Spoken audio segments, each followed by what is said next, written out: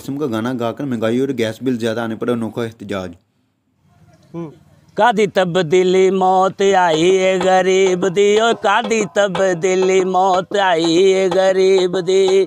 दुखां विच जान यारो, दुखां विच जान यार पाई है गरीब दी। कादी तब्दीली होए कादी तब्दीली मौत आई है गरीब दी। बिजली दा बिल वेख सां सुक जांदा है, मिलदा नी कम ते महीना मुक जांदा है।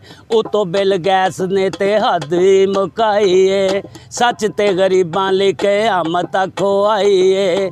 कदों रब्बा होवेगी, कदों रब्बा होवेगी सुनाई है गरीब दी। कादी ओए कादी तब्दीली मौत आई है गरीब दी, मौत आई है गरीब दी।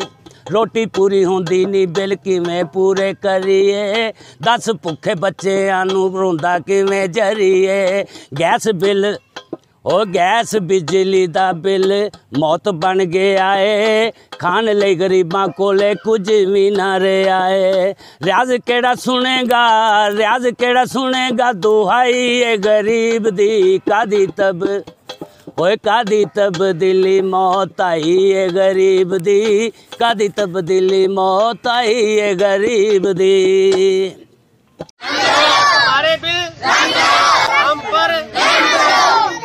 जिन्ने वजीर ने सानू कोई आके गरीबां नू वेख लवे ना कि साडी जिंदगी किस तरह गुजरदी है तो यकीन करो ये अपनी जिंदगी भुल जान। असी इन्ने क दुखी हाँ इस बिलों की वजह नाल कि असी उन्हां महीने दे विच कोई रोटी बच्चों लिए नहीं कमा सकते जिन्ना साडे ते बिल आ